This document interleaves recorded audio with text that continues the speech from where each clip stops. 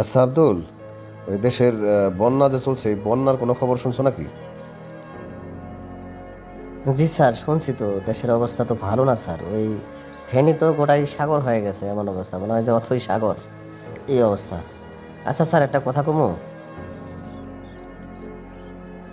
হ্যাঁ, কইয়া ভালা কি কবার চাষ ক শুনি, দেখি তুই কি কস। না স্যার, বলছিলাম কি যে আমাদের এলাকা উত্তরবঙ্গটা আর কি, আমাদের উত্তরবঙ্গটা তো অনেক সুন্দর। অর্থাৎ এইখানে বন্যা হয় না, তারপরে আপনার ঝড় তুফান, ওরকম ঘূর্ণিঝড়, সিডর সুনামি, এগুলা থেকে কিন্তু আমরা অনেকটা বেঁচে আছি। আমাদের এলাকা অনেক সুন্দর, তাই না?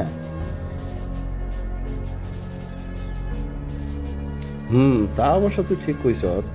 বিশেষ করে আমাদের উত্তরবঙ্গের এই যে তিনটা জেলা আছে না, চারটা জেলা তো আর কি, দিনাজপুর, পঞ্চগড়, ঠাকুরগাঁও, নীলফামারী, এই চারটা জেলা এত সুন্দর যে এখানে আমাদের জমিগুলোও কিন্তু অনেক উর্বর। আমরা সব ধরনের ফসল আবাদ করতে পারি। আম, লিচু, সব ধরনের ফল ফলাদি হয়। হ্যাঁ, সব সব ধরনের আবাদ এখানে হয়।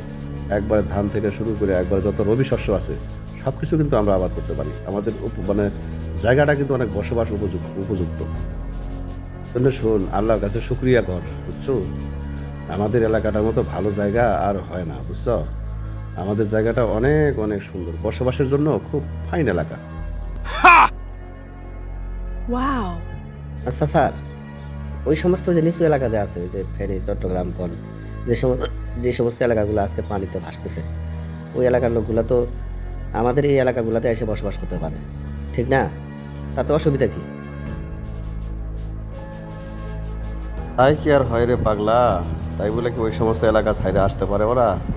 আর ওই এলাকাগুলাতে কে ফসল আবাদ করবে?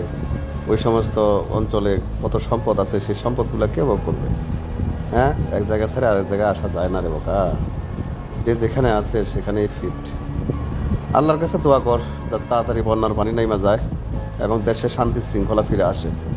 নতুন সরকার যেন সুন্দরভাবে দেশটা চালাতে পারে। আল্লাহর কাছে দোয়া কর। শোনো দর্শক বন্ধুরা, এই প্রথম একটা কার্টুন ভিডিও তৈরি করলাম। তোমরা কিন্তু ফলো না দেওয়া যাবে না। আর যারা ইউটিউব থেকে দেখতেছো তারা অবশ্যই কিন্তু সাবস্ক্রাইবটা করে দিবা।